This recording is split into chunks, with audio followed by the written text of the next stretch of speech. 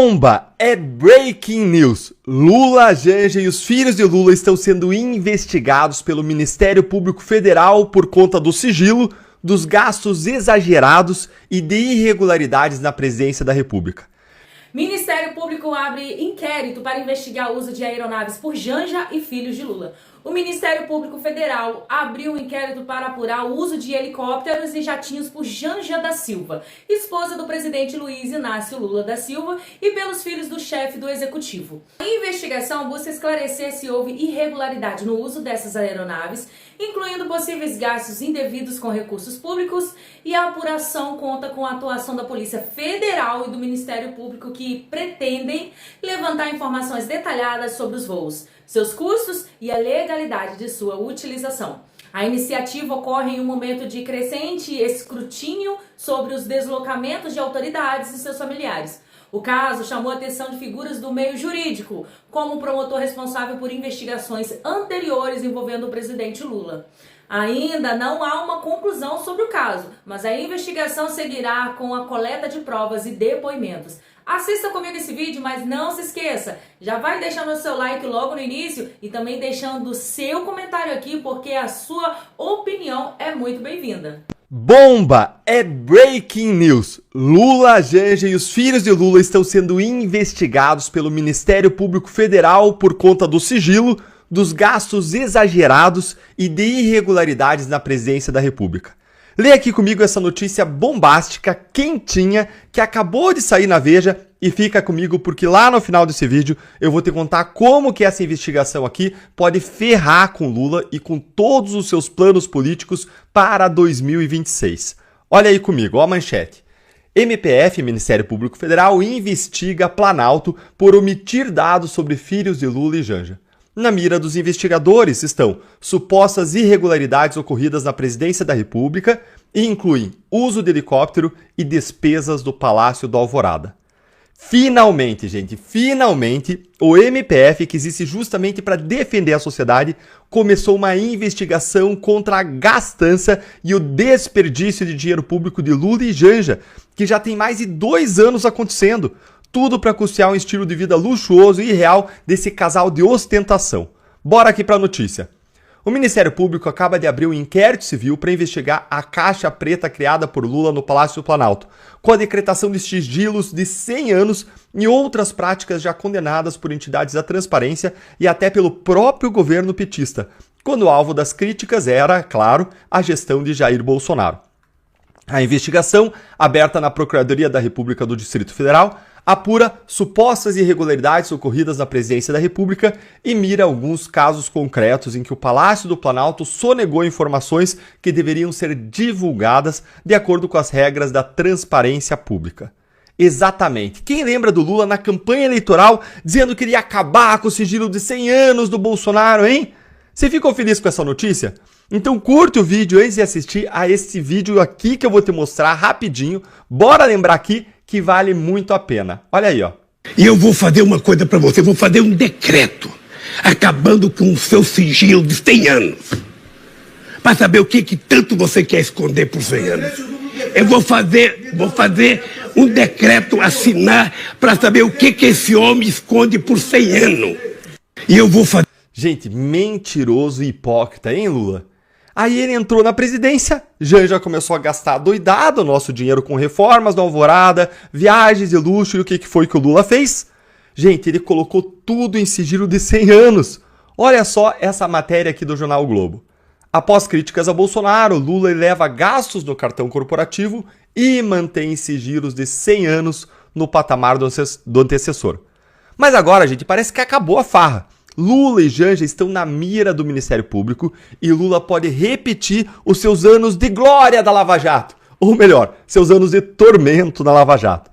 Bora continuar a leitura da reportagem bombástica e vai deixando aí o seu like para mais gente ter o gostinho de ver aqui essa notícia. Os investigadores querem apurar os motivos que levaram o governo Lula a esconder as informações sobre a quantidade de assessores que auxiliam a primeira-dama Janja. Também buscam informações sobre o uso do sigilo com relação à visita dos filhos do... Pois é, gente, a nova presidência do Senado e os desdobramentos para a direita têm sido grande. A eleição de Davi Columbre para a presidência do Senado e o papel de Hugo Mota no novo cenário político está gerando debate sobre o impacto dessas mudanças para a direita. Há questionamentos sobre se essas lideranças irão apoiar pautas conservadoras ou se representarão desafios para os apoiadores do ex-presidente Jair Bolsonaro. O analista político Thiago Pavinato traz uma análise detalhada sobre o assunto, abordando também a insatisfação de Bolsonaro com parlamentares que votaram contra suas orientações. As decisões tomadas no último fim de semana terão reflexos importantes no Congresso Nacional pelos próximos 2 anos. E as consequências desse cenário político começam a se desenhar. Confira a matéria completa para entender os desdobramentos dessas novas configurações no Legislativo. Que esse governo que está aí, ele já está de joelhos. Não à toa, agora que ele vai controlar o Centrão, porque ele tem a grana, ele tem 2 trilhões, ele vai querer ir pra porrada com todos. Se for cumprida a promessa de entregarem para o PT 2 vagas no TCU, acabou. O presidente de direita, se for eleito em 2026, não vai conseguir governar, porque o TCU estará dominado pelo PT. É isso, né? Qual é o preço? Eu quero terminar esse ponto lendo um post que o Leandro Ruschel, ele publicou. Eu achei muito importante esse post do Leandro Ruschel. Ele diz o seguinte: agora que a direita verdadeira conquistou posições em comissões e na mesa diretora do Congresso, seria muito bom colocar a faca nos dentes e promover a anulação das condenações motivadas por perseguição política em desacordo com o ordenamento legal. Denúncia sistemática de todas as ilegalidades, atos de corrupção e perseguição política cometidos pelo regime. Investigação de cada indício de corrupção do regime e de seus apoiadores, com a abertura de CPIs e denúncia aos órgãos competentes. Processos em massa contra cada ato do regime e seus apoiadores. Ações de militância como protestos de rua, greves e qualquer outra forma de manifestação pública pacífica. Impeachment do descondenado. Utilização de todos os instrumentos possíveis de obstrução até que a agenda seja cumprida. Denúncia dos abusos do regime em todos os foros internacionais. Certo. Podemos contar com isso? Então faço minhas as palavras do Leandro Ruschel, tomando aí esse detalhe da entrevista do Nicolas Ferreira, né? Eu votei de acordo com o meu líder, porque eu jogo no mesmo time que ele, mas eu não fui esclarecido das razões. Como professor universitário, tem que trazer uma coisa. Se a gente pode fazer uma diferença básica entre esquerda e direita, uma diferença básica de Guerra Fria, capitalismo e comunismo, uma diferença básica de valor, a proeminência da liberdade na direita versus a proeminência da coletividade na esquerda, eu tenho que aceitar que, no campo da direita, o contraditório é livre, as ideias divergem, e essa divergência é saudável, porque vence a ideia que melhor se demonstra. Já na esquerda não, onde há a proeminência do coletivo, há a imposição de uma ideia mesmo sem demonstração.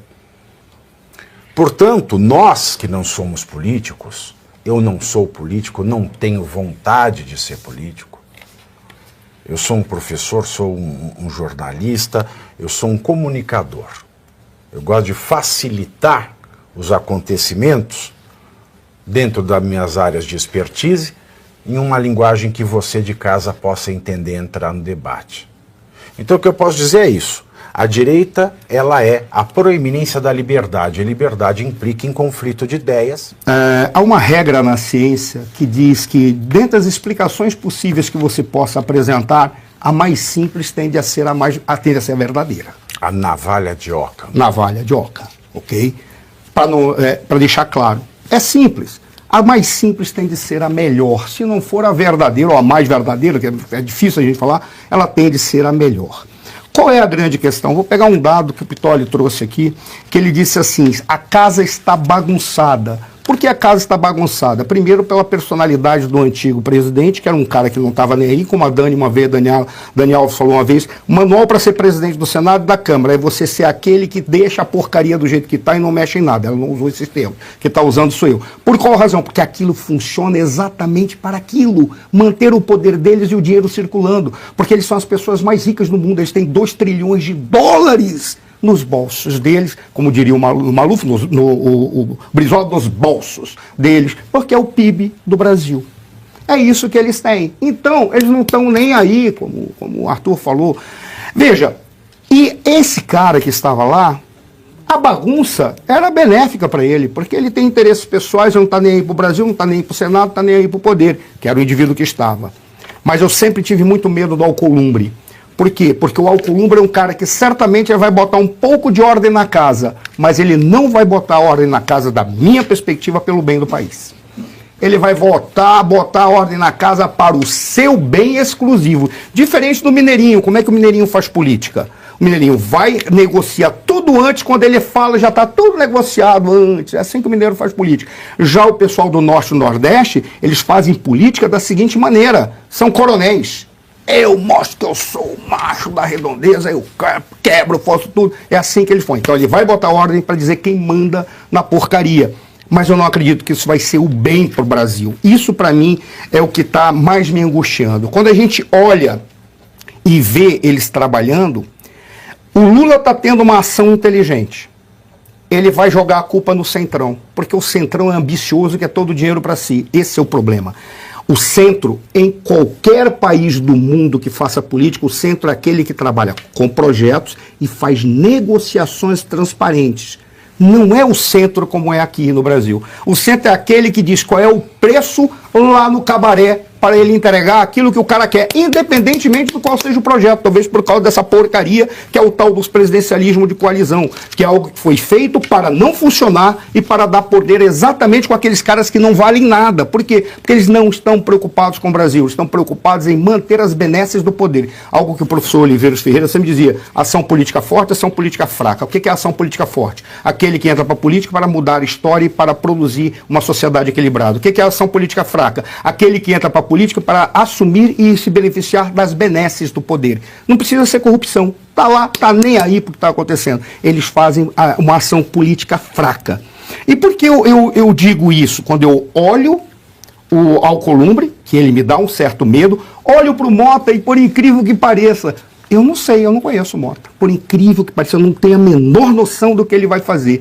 Ele é tão esperto em termos de ser centrão do centrão, que ele disse assim, a questão da anistia eu vou discutir com os colégios dos líderes. Eu já tinha falado aqui, é o que ele ia fazer. Digo, olha, quando o Lira falou que vai criar uma comissão especial e depois vai discutir antes do próximo presidente, e o próximo presidente pode discutir, eu disse, eles vão jogar para o colégio dos líderes. Sabe por qual razão? Porque ali no colégio dos líderes, se chegarem a alguma conclusão que é uma porcaria, a culpa não é de ninguém.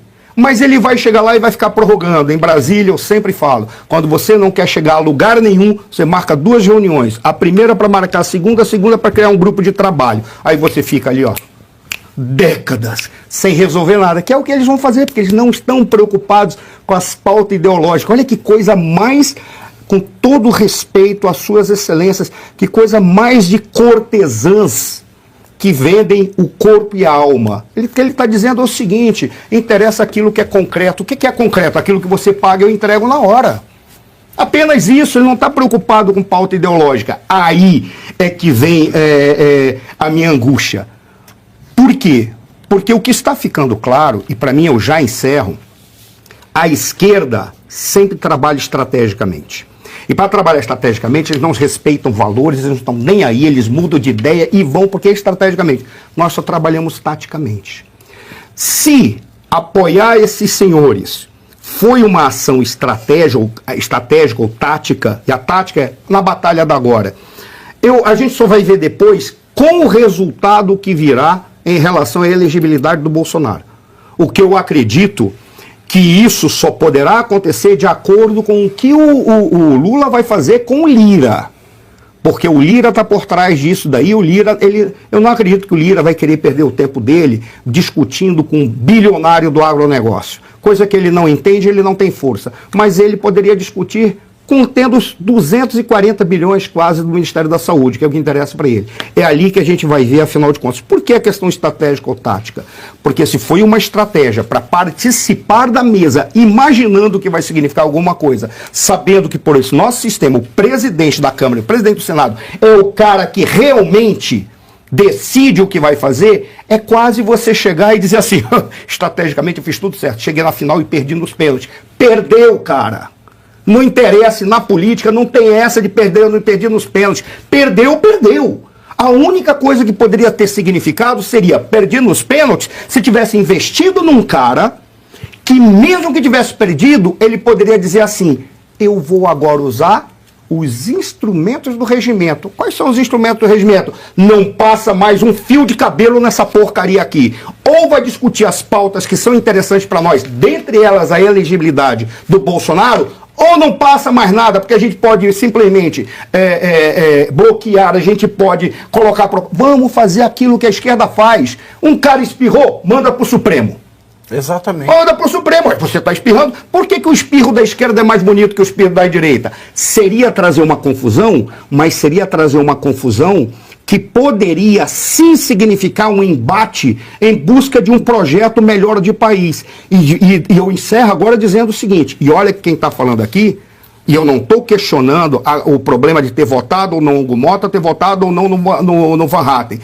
Por qual razão? Porque eu votei 4 vezes no Bolsonaro, e é importante dizer isso. Em 2018, primeiro e segundo turno. 2022, primeiro e segundo turno. E vou votar no Bolsonaro em 2026 2 vezes, ou em quem ele falar. Porque eu acho que a direita tem que se unir. Mas tem que ficar muito claro. Ou nós vamos fazer um procedimento estratégico ou tático. E aí, talvez possa ser uma ilusão de que fez uma estratégia. Porque vai perder nos pênaltis sem ter a força de trabalhar com o regimento e dizer, é o que vocês querem? Então nós vamos pra porrada. Olha, nos últimos anos a vida financeira dos filhos de Lula tem sido alvo de questionamentos, especialmente em relação ao seu padrão de vida. O tema ganhou ainda mais repercussão com recentes denúncias sobre gastos elevados da primeira-dama, incluindo a compra de imóveis, reformas no Palácio da Alvorada. Agora, o uso de jatinhos e helicópteros presidenciais entra no foco das investigações. Paralelamente, o cenário político no Congresso Nacional também segue em destaque. A eleição de Davi Columbre para a presidência do Senado de Hugo Mota para a liderança na Câmara levanta um debate sobre o impacto dessas escolhas para a direita. Há incertezas quanto ao alinhamento desses parlamentares com pautas conservadoras e com a oposição ao governo Lula também está muito em alta. E entre apoiadores do ex-presidente Jair Bolsonaro, a expectativa era de que a direita conseguisse eleger nomes para ter mais aliados, como Rogério Marinho ou Eduardo Girão. No entanto, as negociações políticas levaram à escolha de Alcolumbre e Mota, o que tem gerado críticas dentro do espectro conservador.